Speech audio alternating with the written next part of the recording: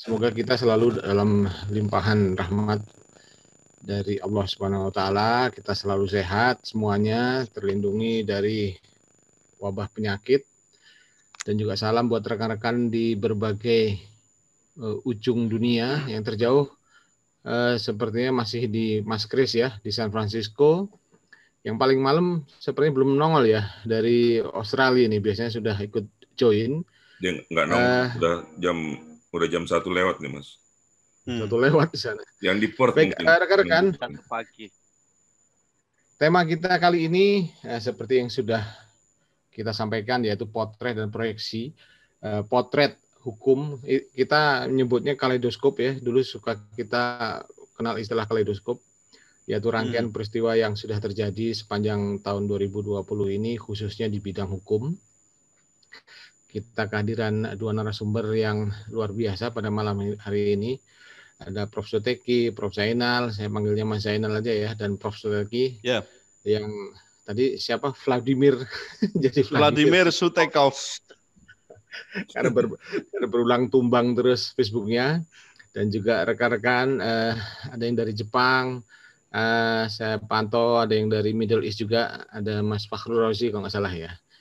Nah, seperti biasa di Komite Hukum, Politik, dan HAM ini, saya dan Mas Kris yang ada di San Francisco yang baru bangun biasanya akan menemani kita berdiskusi pada malam hari ini.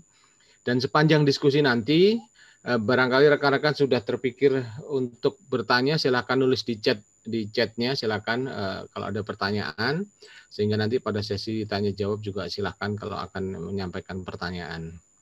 Nah, formatnya adalah kita 15 menit akan waktu untuk pemaparan dari dua narasumber kita terkait dengan potret hukum yang telah terjadi 2020 maupun kira-kira ke depan 2021 ini kira-kira potretnya seperti apa ini. Dan memang kita hadirkan dua pakar hukum tata negara ini karena memang sepertinya dalam bidang hukum ini di tahun ini banyak sekali hal-hal menarik, isu-isu menarik yang muncul ke permukaan dan sangat dinamis ya, terutama dalam hal hukum tata negara. Seperti kita ketahui, Prof. Zainal Mukhtar ini, Mas Zainal ini lebih banyak juga dikenal aktif sebagai pejuang anti korupsi ya. Angle-nya lebih banyak mendalami atau menekuni berjuang di aspek hukum dalam pemberantasan korupsi. Nah, kalau Prof. Suteki, teman-teman sudah pada tahu ya, ahli Pancasila tapi malah dianggap tidak Pancasila. Ya udahlah, nanti Prof. yang jelasin. Itulah. Dan seperti biasa, saya sapa rekan saya yang baru bangun di San Francisco, Mas Kris Komari. Silakan Mas Kris, setelah nyeruput kopinya, disapa dulu dua narasumber kita pada waktu kali ini. Terima kasih, Cak Lengki. Assalamualaikum warahmatullahi wabarakatuh. Selamat pagi yang ada di West Coast, selamat siang East Coast, dan tentunya selamat malam yang ada di Indonesia. Saya tidak banyak ya, cuman mau bilang sangat-sangat terima kasih kepada Profesor Suteki dan Profesor Zainal yang mau bergabung dengan kita di akhir tahun 2020 ini. Banyak peristiwa yang menarik ya telah terjadi khususnya di bidang hukum, karena itu kita angkat hari ini atau malam ini. Mudah-mudahan kita bisa summarize gitu what had happened during 2020 dan apa yang kita lihat atau kita lakukan untuk 2021. Dua-duanya saya setuju ya.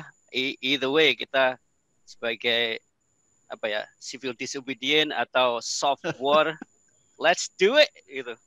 Anyway, saya kembalian ke Cak Lengki, let's proceed dengan acara kita. Terima kasih. Baik, terima kasih Mas Kris telah menyapa rekan-rekan kita semua. Baik rekan-rekan, tanpa berlama-lama kita minta nanti kira-kira begini, Prof. Suteki sama Prof. Zainal. Nanti memberikan paparan 15 menit. Kalau misalnya kurang 2 menit, biar saya tidak perlu menginterupsi, saya akan pakai ini nih. Nah, kira-kira begitu. Soalnya kalau ini tadi saya ambil dari ini resepsionis hotel bintang berlima. Bintang berlima. Saya takutnya kalau interupsi nanti mic-nya dimatikan gitu loh. Berat. DPR apa ini? There you go. Silakan Prof. Sutuki bisa memulai. Monggo, waktu tepat kami persilakan. Wah, saya duluan ya. Ya, monggo Mas. Baik, saya coba untuk share screen. Bisa diizinkan dulu? Oh ya, silakan di hostnya. Monggo, Prof.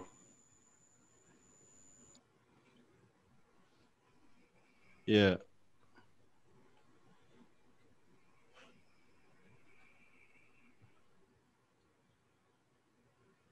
Baik, Assalamualaikum warahmatullahi wabarakatuh. Bisa dilihat ya, meskipun mungkin agak kecil-kecil gitu. Ya, terima kasih atas waktu yang diberikan kepada saya. Pertama, saya mengajak untuk tetap memanjatkan puji syukur kepada Tuhan, kepada Allah Subhanahu wa Ta'ala, karena kita masih dipertemukan dalam keadaan yang sehat walafiat, meskipun dalam situasi atau dalam melalui daring ini. Saya coba untuk membahas mengenai potret dan proyeksi Indonesia tahun 2020-2021 ya. Potretnya berarti 2020, nanti proyeksinya 2021. Nah, saya kasih judul situ mengapa hukum tak kunjung tegak. Saya mencoba untuk menganalisis ini melalui salah satu teori yang ini sudah mungkin bisa dikatakan usang ya, tapi untuk di negara kita ini, teori ini masih tetap bisa kita pakai, yaitu teori sibernetika Talcott-Parsons. Ini orang bisa mengatakan sebagai grand theory. Ya pura-puranya tadilah ya akademisi ya pakai dikit-dikit lah ya. Saya bukan ahli tata negara, tapi saya ya banyak juga mempelajari soal tata negara. Tapi lebih tepatnya saya di sosiologi hukum atau law and society. Gitu. Nah dari ragaan ini bisa kita lihat bahwa misalnya buruknya hukum, mulai dari pembentukan dan penegakan hukum itu tidak mungkin kita bisa lepaskan dari persoalan ekonomi politik.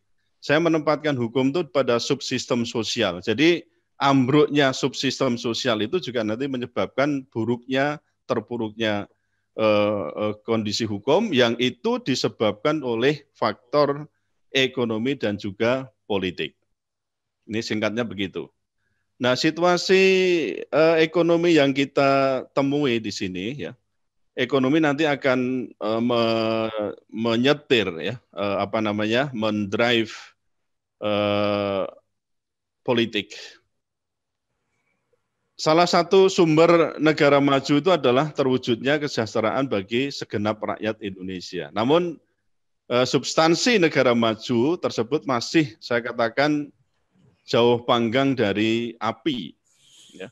Karena apa? Ya ternyata angka kemiskinan kita itu juga sangat tinggi, ya. Apalagi dalam situasi istilahnya situasi COVID semacam ini bisa dipastikan angka itu bisa berlipat ganda. Yang semula misalnya 15 juta orang penduduk miskin bisa kemudian menjadi 30 sampai 50 juta yang kemudian menjadi miskin. Apalagi kalau kita pakai ukuran PBB, ya kalau kita sementara ini kan masih pakai ukuran Indonesia dengan batas garis kemiskinan itu $1 ya. Kalau PBB sudah menggunakan batas $2.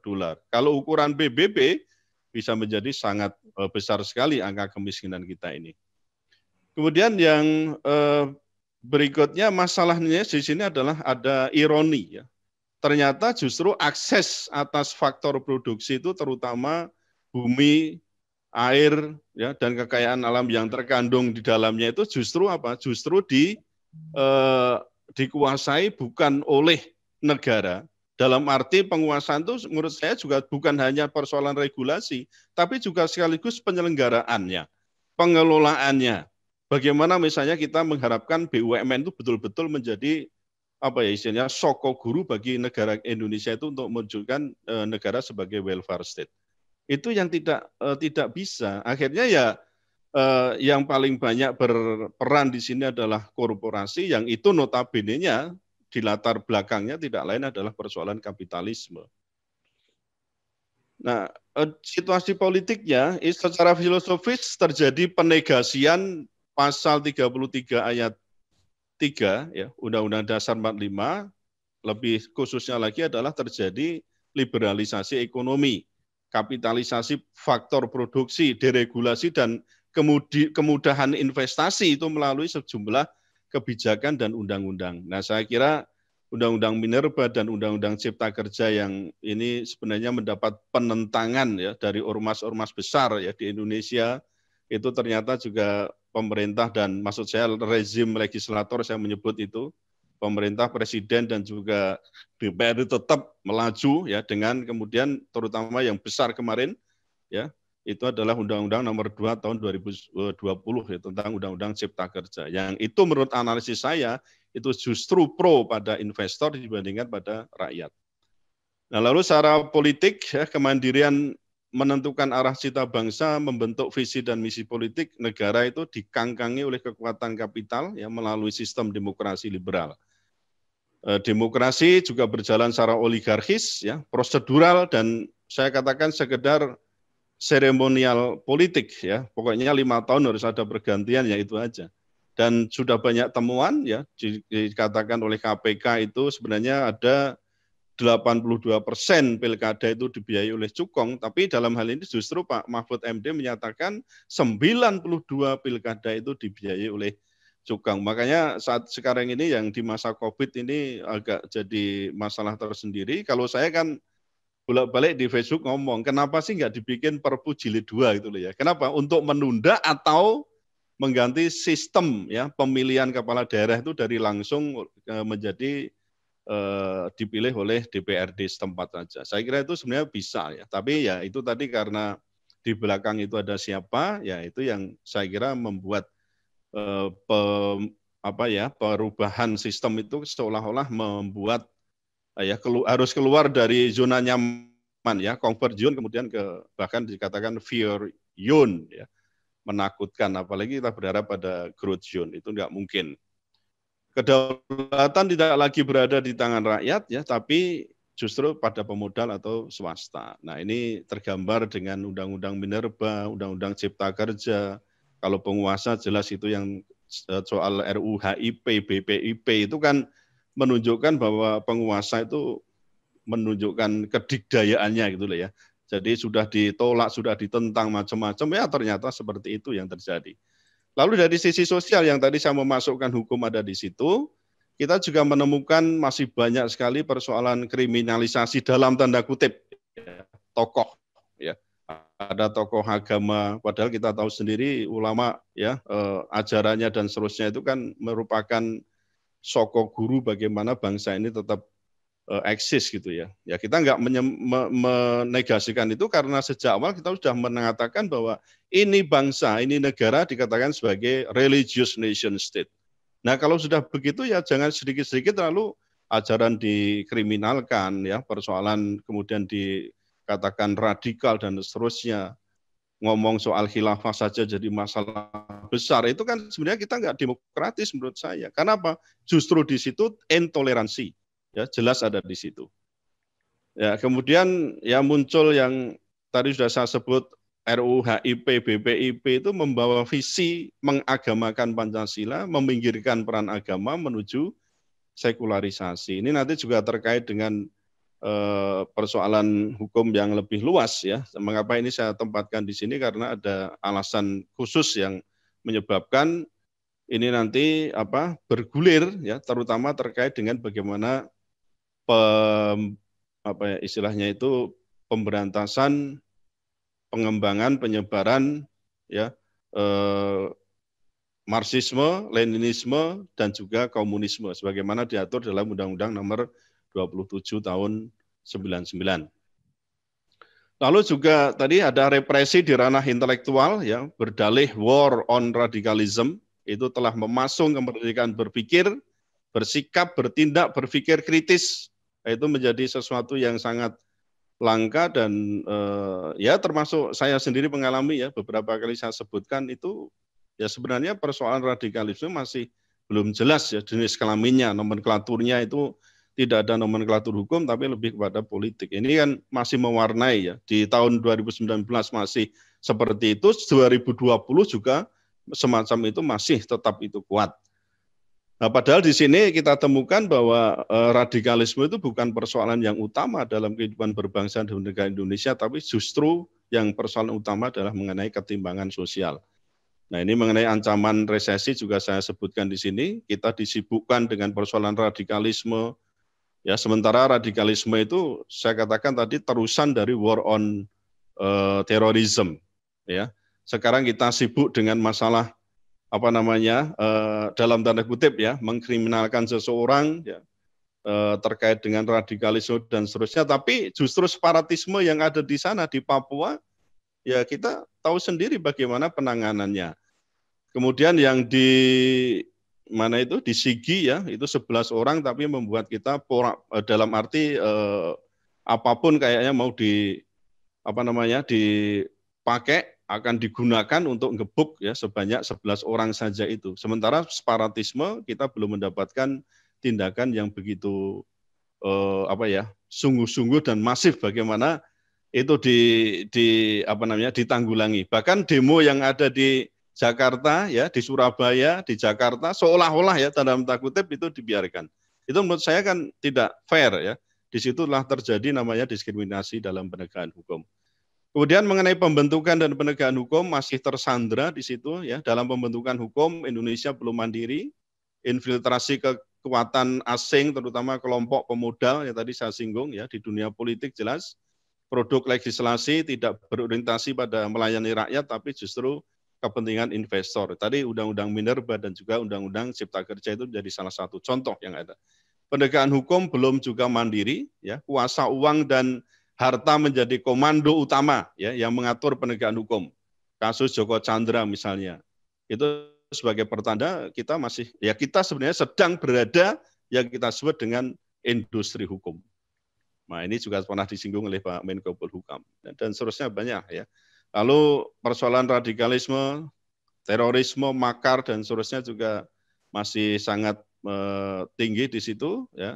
Kemudian diskriminasi dalam penegakan hukum juga masih kita saksikan bagaimana polisi itu dalam tanda kutip ya, ini ada SSK gitu ya. Kadang-kadang kita bisa menangkap dengan SSK, suka-suka kami, mau menangguhkan, mau tidak menangguhkan atau mau menjerat siapa, mau melepas siapa, ya itu nyatanya kita masih menemukan macam itu. Memang polisi itu mempunyai diskresi, tapi kadang-kadang diskresi yang terlalu apa ya istilahnya itu diskriminatif itu justru menimbulkan distrust.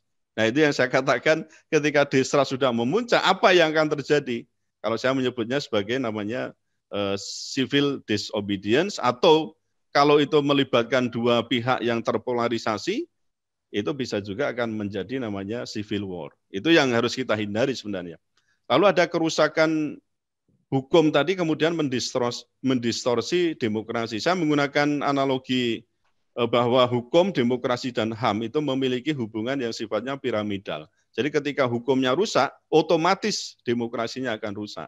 Nah bahkan kemarin yang buku kita diskusikan juga kan di grup kita, di FTA itu, persoalan How Democracies Die. Itu kan itu banyak juga, ya Mas Chris mungkin mengatakan, oke lah itu buku mungkin sudah dikatakan rabis dan seterusnya, oke lah. Tapi nyatanya itu kalau kita terapkan di beberapa negara, di Indonesia, lu kok karakter, parameter, indikator itu lu kok bisa pas dulu ya. Ada pas-pasnya di situ. Oleh karena itu ya kita mungkin juga bisa menganalisis bahwa buruknya, ambruknya hukum juga bisa menyebabkan demokrasi tempat kita dying, bahkan mungkin die. Ya itu. Itu saya katakan demokrasi kita juga masih terlalu bukan ke arah substansi tapi kepada numerik atau numerik ya istilahnya itu demokrasi angka-angka itu. Nah, lalu hal tersebut kita juga bisa menyaksikan indeks di negara hukum kita itu juga masih di angka berapa itu? Kira-kira di angka 59 dari 128 negara. Berarti kita bisa bayangkan, ya mungkin dari tahun 2019 ke 2020 dikatakan mengalami kenaikan. Tapi kan ada sisi lain yang mungkin belum diukur juga tahun itu atau bagaimana atau lepas. Karena di tahun 2019 itu kan ada kejadian demo yang ya bulan Mei ya kalau nggak salah ya, itu berapa orang itu yang terbunuh. Kalau tidak salah mencapai 50 orang yang terbunuh. Itu kan sesuatu hal yang apa itu terlepas dari hitungan kenapa indeks negara hukum kita itu kok justru mengalami kenaikan. Nah, namanya survei kan juga tidak bisa 100% itu kita katakan benar. Ini indeks persepsi korupsi ya itu naik 2 angka, tapi ya, terjadi persoalan pelemahan KPK yang dulu kita soroti banyak itu. Tapi tampaknya akhir-akhir ini menunjukkan tajinya kembali ya dengan penangkapan OTT itu ya, meskipun jadi pro kontra nah persoalan penangkapan OTT. Karena kinerja KPK itu saya kira juga tidak bisa diukur hanya karena banyak tertangkap OTT ya, tapi bisa juga itu sebagai indikasi sebuah kegagalan. Karena apa? Mestinya dari sisi pencegahan harus juga mendapat pengutamaan. Nanti saya kira Mas Prof. Yainal ya yang akan banyak membahas mengenai persoalan korupsi ini. Indeks demokrasi kita menurut ya cerita ya ukuran di sini juga cukup dikatakan baik, tetapi juga kita lihat ukuran-ukuran di situ terutama untuk kebebasan sipil itu yang menurut saya menjadi perhatian khusus. Karena justru ini yang bisa kemudian mendowngrade kualitas demokrasi kita itu mengenai kebebasan sipil. Kalau untuk pemilu sebagaimana dikatakan oleh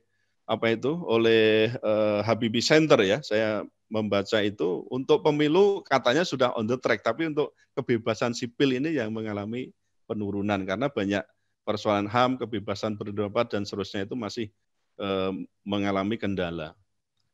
Nah ini tadi saya katakan proyeksi kita kira-kira bagaimana. Selama ini kan kita seolah ya kita mengutamakan persoalan yang namanya state memang cenderung untuk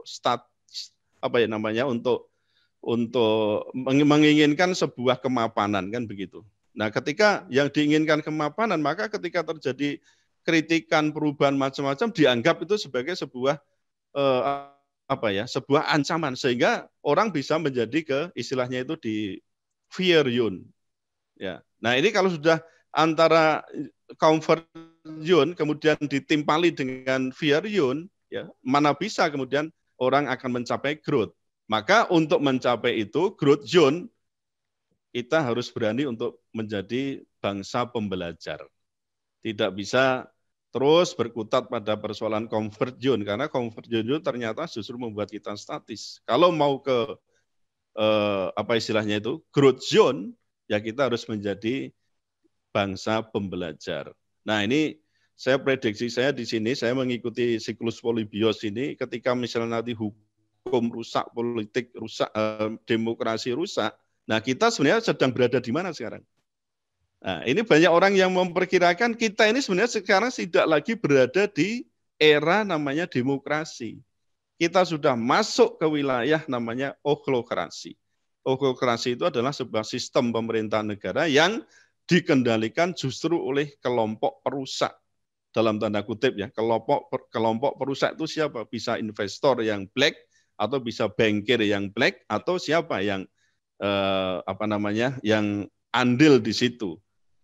Nah, apakah betul kita misalnya masih berada di wilayah demokrasi? Mas Kris mungkin beberapa kali saya menangkap apa yang dikatakan beliau bahwa tidak mungkin itu demokrasi itu akan dying apalagi mati gitu ya. Tapi kalau menurut saya, kalau menurut siklus Polybios ini, demokrasi bisa dying masuk ke oklokrasi. Nah pertanyaan selanjutnya kan ketika oklokrasi itu sudah mencapai puncaknya kemana? Ya kalau menurut siklus Polybios larinya ke monarki lagi. Tapi itu ada tawaran yang di situ, apakah ini benar apa tidak? Karena berdasarkan kalau kita beragama kan ada hadis juga ya, ada apa yang disampaikan oleh Rasulullah itu ada kemungkinan kekhalifahan itu akan tegak kembali.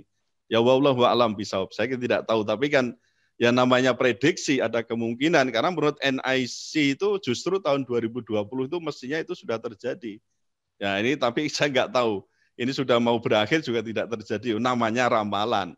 Tapi menurut saya prediksi saya tahun 2021 kita tidak akan lebih dari tahun 2020 ini. Tetap suram dalam hal penegakan hukum. Sekian, terima kasih. Assalamualaikum warahmatullahi wabarakatuh. Waalaikumsalam. Luar biasa ini. Waalaikumsalam warahmatullahi wabarakatuh. Biasanya audiens minta ini, Prof. Minta kalau boleh di-share itunya, nanti slide-nya. Biasanya ya, siap. Kalau bisa di-share nanti kita akan tampilkan di chat-nya. Ya. Baik, terima kasih Prof. Langsung kita menuju ke pemateri atau yang akan menjadi narasumber yang akan memaparkan, yaitu panggilnya Mas Uceng ya. Uceng apa Uceng sih? Mas Zainal Mukhtar. Silakan. Lo nek Uceng itu anak ikan itu. Iya, Mas Uceng. Saya boleh share screen-nya. Ya. Terima kasih. Ya. Bismillahirrahmanirrahim. Assalamualaikum warahmatullahi wabarakatuh. Waalaikumsalam warahmatullahi wabarakatuh. Salam sejahtera untuk kita semua. Saya mau mencoba menghindarkan apa yang sudah disampaikan oleh Pak Prof. Suteki ya, supaya tidak terjadi pengulangan. Tapi ternyata tentu saja sulit karena basis berpikirnya barangkali relatif sama gitu, dari hukum. Nah, saya mau berangkat begini. Saya melihat bahwa belakangan mengalami penurunan kadar demokrasi sebenarnya ya. Saya ingat kembali buku lama Juan Linz sama Guillermo O'Donnell. Jadi dia bicara soal transisi demokrasi di Latin Amerika. Jadi sejarah bagaimana pengalaman Latin Amerika dalam transisi demokrasi. Transisi demokrasi itu kan transisi dari otoritarian menuju ke arah demokrasi. Yang kata Juan Linz itu kayak winding path gitu. Jadi jalan yang agak berangin gitu. Setapak yang agak berangin. Karena berangin itu seringkali kita kebingungan. Jadi kita berjalan terus ke depan, padahal sebenarnya kita mengalami apa yang disebut dengan U-turn, putaran U. Jadi kita jalan ke depan, tapi pada dasarnya kita putar balik. Gitu. Nah, saya membayangkan ketika kita menjatuhkan Soeharto, mungkin baca kembali bukunya Fedi Hadis ya, Robinson soal reorganizing power di Indonesia. Di situ kan dia mengatakan bahwa setelah Soeharto dijatuhkan, kita punya kesempatan emas untuk membalik arus demokrasi dengan baik. Tapi kita gagal karena terjadi konsolidasi oligarki sangat cepat gitu. Kalau Fedi Hadis bilang ya kesempatan kita itu adalah dari bulan Mei sampai bulan Agustus, dan di situ kita gagal karena kemudian oligarki sudah mengalami konsolidasi. Nah, saya balik lagi cerita soal demokrasi semu. Jadi kita jalan menuju ke arah konsolidasi demokrasi, tapi sebenarnya kita mengalami putaran U. Bahayanya putaran U itu adalah kita balik ke arah otoritarianisme. Ya, walaupun kita belum nyampe, tentu tidak sama otoritarnya dengan yang lama. Ya. Itu yang disebut dengan new otoritarianisme. Tapi sebelum sampai di new otoritarianisme, biasanya kita mengalami apa yang disebut dengan demokrasi yang semu, pseudo-demokrasi. Apa contohnya? Saya membayangkan bahwa ada misalnya ya di tingkat pembuatan peraturan saja itu ada representasi formal tapi tidak deliberatif. Representasi formal itu kira-kira ya formalitas saja bahwa ada yang namanya demokrasi, ada yang namanya pemilihan umum, memilih anggota DPR dan presiden gitu. Tapi kemudian mereka berdua itu tidak deliberatif, tidak menciptakan ruang publik di mana orang bisa berpendapat, orang bisa memberikan masukan dan lain sebagainya. Saya pakai deliberasinya Habermas aja lah ya. Habermas itu bicara soal demokrasi deliberatif, di mana diciptakan ruang publik, orang bisa ikut serta di dalamnya. Dan negara menurut saya belakangan tidak membuat itu. Saya bisa contoh berbagai undang-undang yang tidak membuka ruang publik, undang-undang KPK, undang-undang Minerba, undang-undang Cipta Kerja, dan lain-lain sebagainya. Jadi saya melihat ada konteks demokrasi semu. Ya. Di banyak tempat juga mengulangi hal yang sama, saya lihat demokrasi semu. Misalnya apa? Ada yang namanya pemilu, tapi sebenarnya dinasti politik. Gitu. Ada yang namanya jadi formalitas demokrasi yang tersisa, bukan substansi. Padahal demokrasi bagi saya bukan hanya formalitas, tapi juga nilai. Jadi kalau kita mengkritik demokrasi dengan mengkritik cuma formalitasnya, menurut saya keliru juga. Demokrasi tidak didirikan hanya sekedar formalitas, tapi kemudian juga ada substansi nilainya. Walaupun demokrasi itu sendiri punya kekurangan, ya kita nanti bicara aja kemudian. Yang kedua, saya melihat mundurnya pemberantasan korupsi. Saya menulis di Kompas beberapa bulan yang lalu. soal KPK new normal. Saya bilang bahwa KPK mengalami new normal. Jadi KPK tidak lagi seperti dulu. KPK ya normalnya KPK dulu itu adalah parameternya banyak yang menarik. Misalnya satu, dia membangun pemberantasan korupsi dengan menyasar yang namanya penegak hukum. Kenapa penting membangun pemberantasan korupsi dengan penegakan hukum? Saya bilang itu adalah bagian yang penting karena tidak mungkin bisa membersihkan kalau kemudian penegak hukumnya tidak dibersihkan. Sederhananya begini, KPK capek nangkapin koruptor, dibawa ke pengadilan, kejaksaan menuntut, padahal dua-duanya buruk, itu mereka akan lepas semua. Dan kita sekarang mengalami sekarang, ya, di mana Mahkamah Agung rajin-rajinnya nih memberikan potongan tahanan gitu, ataupun bahkan membebaskan para koruptor. Nah, itu sebabnya kenapa pemberantasan korupsi dulu paling tidak itu menyasar penegak hukum, tapi belakangan itu udah menghilang. Di KPK yang belakangan saja itu sudah nyaris menghilang, apalagi yang sekarang zero, gitu. Nggak ada penegak hukum yang berani ditangkap oleh mereka. Padahal penegak hukum itu tujuan KPK itu di situ kan, karena membangun yang namanya trigger mechanism untuk kejaksaan dan kepolisian. Apalagi KPK yang seharusnya ya, dia membangun integritas yang tinggi. Saya ingat betul KPK dulu itu bahkan makan dengan yang undang aja enggak pernah rasanya.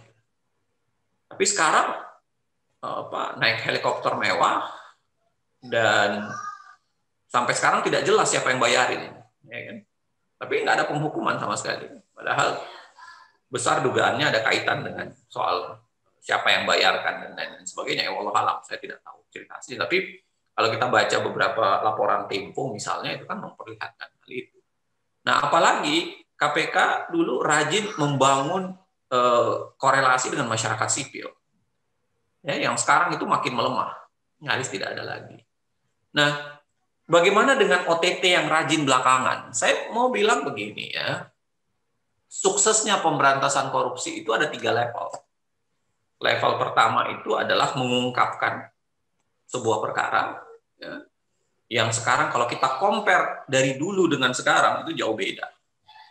KPK jilid yang paling terakhir, ya, KPK 2019 saja itu 30 kasus yang dia ungkap selama 1 tahun. Nah, di KPK jilid sekarang selama 1 tahun 2020 itu baru 7 perkara. Jadi mengungkapnya saja itu kalau kita compare dengan KPK sebelumnya itu baru 1 tahun. Jadi KPK sebelumnya itu saya lupa datanya. Saat saya lihat, saya tadi download datanya gitu. KPK tahun 2000 ini dari OTT-nya saja ya. 2016 itu ada 17, 2017 itu ada 19, 2018 itu ada 30, 2019 itu ada 18. Dan sekarang dalam 1 tahun itu baru 7. Sekarang itu baru 7 dalam 1 tahun. Itu baru mengungkap loh. Padahal mengungkap itu bagi saya adalah selemah-lemahnya pemberantasan korupsi. Karena itu level 1. Level 2-nya adalah membawa semua yang bertanggung jawab ya dalam setelah diungkap sebuah kasus, maka membawa semua orang yang harus bertanggung jawab itu ke pertanggungjawaban hukum. Dan dari 7 kasus yang diungkap ini, kita belum melihat nih kasus suap KPU misalnya, Harun Masiku sampai sekarang tidak jelas. Ya. Bahkan sekjen sebuah partai yang kalau laporan Tempo dan lain sebagainya menyediakan uang itu sampai sekarang juga kita belum tahu gitu bagaimana dikerjakan oleh KPK. Bahkan kejadian PT IKA misalnya, di mana penyidik KPK di Sandra gitu, nggak dikerjakan sama sekali. Padahal menurut saya itu obstruction of justice, itu mengancam penegakan hukum. Nah, saya melihat KPK itu jauh. Jadi kalau ditanya KPK sekarang itu ada OTT dan lain sebagainya, ya saya menganggap itu berdenyut. Denyut tanda bahwa dia masih hidup. Tapi kalau disuruh lari 100 meter sprint atau disuruh lari maraton 42 kilo, itu nggak mungkin bisa. Dia tanda sekedar berdemi. Ya, dan masuk level 2 saja belum. Masih level 1 saja belum khatam itu, karena belum bisa mengungkap perkara dengan detail dan masih sangat sederhana. Belum masuk level 2, apalagi level 3. Level 3 itu bagi saya adalah pemberantas korupsi itu harus membangun yang namanya resep yang cesplong gitu. Resep yang meyakinkan supaya kemudian praktik serupa itu tidak terjadi.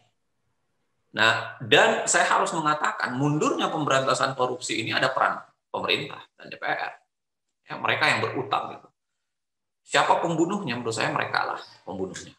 Ya, karena KPK kemudian mengalami penurunan praktik. Makanya angka kita stagnan kan.